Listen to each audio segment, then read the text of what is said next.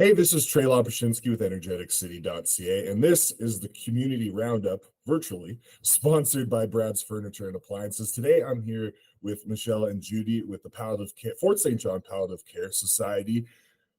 Around the corner is the Hospice and Palliative Care Week from May 5th to 11th. We're going to talk about that, but before we get into that, I want to look over at you guys and talk to you about what the society does in the community and what programs they offer for those that don't know anything about the society at all. Yes. The Palliative Care Society is really a great organization that has been here since 1997. And we provide essential services for families who are dealing with life-limiting illnesses. So it's always a hard conversation, and we believe as a society, if we can be there to help support families and their loved ones, and that we can make a difference in making things a little bit easier in those times. And we do offer many essential services. Of course, our core essential service is to sit at the bedside with family and their loved ones during these difficult times. And this is the visiting volunteer is where we, as a society, we train our visiting volunteers so they're very well equipped to be able to be in those situations. And then we have the hospital bed program. This allows families and loved ones to be able to die in the comfort of their own homes. And we have 25 hospital beds that, with brand new mattresses that we deliver to families in their homes and also pick up. We also have a very wonderful grief support group, and we meet Thursdays at the college. And it's a great, quaint group that allows people a safe place to be able to express their grief. And we've been running that for quite some time, and we are looking into other forms of grief that we can provide. And we're bringing up a lady from Prince George who is going to help us train in those other areas, such as men's grief and children's grief. And then we also have the advanced care planning, which is just a wonderful tool to have in order, and it allows us to be able to speak our wishes at the end of life when and if we can no longer do that for ourselves. So yeah, I think that's kind of the Palliative Care Society in a nutshell. And yeah. Just going off of that real quick, Michelle, a lot of programs that you guys offer, a lot of services. How many volunteers do you guys have with the society? Because I'm assuming, it's just volunteer run, all these services, correct? That is correct. It is all volunteer run. We do have a coordinator that is paid that kind of oversees everything, but for the most part, it is all volunteers, and we do need volunteers, and it's something that you don't have to just, if you're thinking of becoming a volunteer with palliative care, it's not about sitting at the bedside. If you wish not to, if that's what you want to do, that's perfect. We love to have people that can do that. But we also have places where you can volunteer, such as events and fundraising, and even to be on the board, if that's kind of more up your alley. So it's not all the hard sitting at the bedside. I was going to bring it up later, but since we're on the topic of volunteers right now, I know you guys, as you said, do need volunteers. So for those that are wishing to volunteer with the society, where can they reach you guys? How can they get involved, and kind of how would that work be for them? Judi, did you want to touch on that? Sure. We do have a website, fsjcares.com. It is currently being reconstructed, but there is still all of our contact information on there for calling into the office. And we are also on Facebook, so we can be found through Facebook Messenger or from our website if you want the other contact information. Awesome. Thank you so much. That's so awesome. And it gives another opportunity. I know here in the region, everyone loves to help, right? Everyone's about community. So if anyone's looking to volunteer, make sure you guys reach out to the society for sure. Now, staying with you, Judi, moving over to Hospice and Palliative Care Week from May 5th to 11th. Main purpose of that week is to raise awareness and celebrate the impact of palliative care.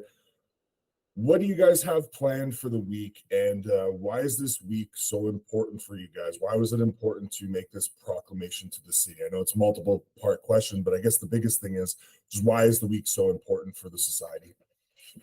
So the importance of the week is to raise awareness about what it is that hospice palliative care societies offer.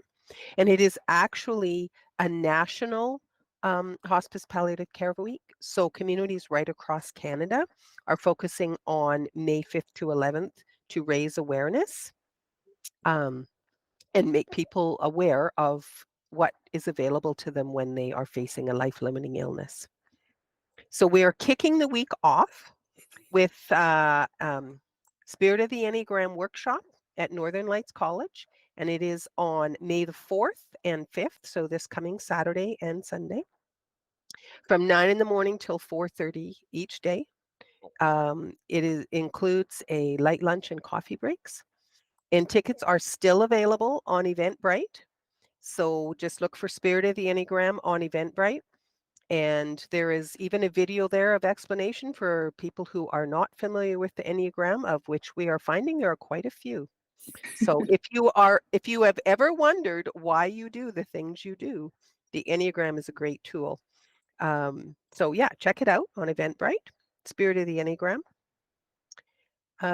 We are also hoping during that week, of course, people are welcome to reach out to us at any time, but in particular, we were hoping that people would contact us during that week to set up a time that we can come and speak to your organization or your place of business and explain how we would be able to support people when they or a loved one are facing a life-limiting illness. What it is we have to offer. And is there anything else? So I just kind of want to put it in this way. If a resident comes up to you guys and is, asking you about what the program has to offer and that importance, kind of what I know we kind of already talked off the top about what Palliative Care Society is, but I guess from a personal point of view, what Judi or Michelle, whoever wants to take this one of like, if a resident comes up to you guys and asks you about the Palliative Care Society and what you guys are doing in the community and the importance of it, through this week, what are you saying to them or an organization? I'm sorry, just to understand your question, you're No worries. asking about specifically for that week. Yeah, during the week, Right. like when you're spreading that message and someone's coming up to you and asking you, it might be hard with so many people trying to figure out what the society does. I'm just kind of wondering when they come up to you and ask you those questions, kind of what are you telling them on what the Palliative Care Society does and the importance, not just here locally, but across Canada. As you said, it is a national event. So I think one of the huge things we offer is support to caregivers, because very often people who are caring for their loved ones, whether they're in a facility or at home, they reach burnout. And, they're trying to do so much. It's emotionally very draining. And to have the support of a trained volunteer to come in and relieve them so they can go do things that they need to tend to and know that their loved one is not alone. And to have someone there to support them through their difficulties and challenges, and afterwards through a peer group grief support. So that's where I think the biggest gain is in community, because there isn't a lot of support for people that are going through that, and it's very overwhelming. There's so many questions and so many things maybe you've never had to deal with before, and so to have somebody to be able to come in and offer compassion and support and guide you through that process, that is the biggest thing that we offer to the communities right across Canada. And so of course the volunteers and people that are doing this, they need support in order to do the work that they do. So at the end of our week, we have people from right across the north attending our Northern Education Days in Prince George, and then they can further their understanding and get some motivation and inspiration to carry on the work that we do. Awesome, awesome. Well, it sounds like it's going to be an awesome week. You guys have a lot going on. As we wind down here, I already touched on volunteers, but one thing I did notice on the Palliative Care Society's Facebook page as well is you guys are looking for some donations. I was just wondering if you guys wanted to touch on that, Michelle or Judi, whoever wants to speak on that, and just see what you guys want, or sorry, what you guys are needing right now, and you know, where residents can go to drop off those donations. Yeah, the Palliative Care Society, you know, it is a nonprofit, so we do rely, you know, pretty much solely on our donations and grants that we do and our fundraising. So this is something that we can always use in order for us to be able to do the things that we do, like example, bringing in trainers to help us with the grief support, or, you know, hiring delivery services to deliver our hospital beds. We always need the funding and that support. So you pretty much can donate at in any form, whether you want to stop at the office or call the office. You can also go to our webpage, which really right now is under construction. And we're just trying to get it in a more people-friendly user way for people to access. So our website is under construction, but there was a donate and will be a donate button on there.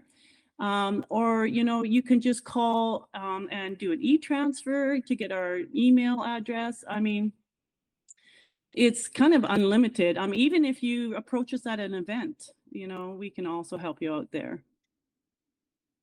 Awesome. And my last question, so during the proclamation with the city of Fort St. John, during that presentation, I know it was mentioned that the Palliative Care Society is one of the stakeholders with Harlequin at City Center.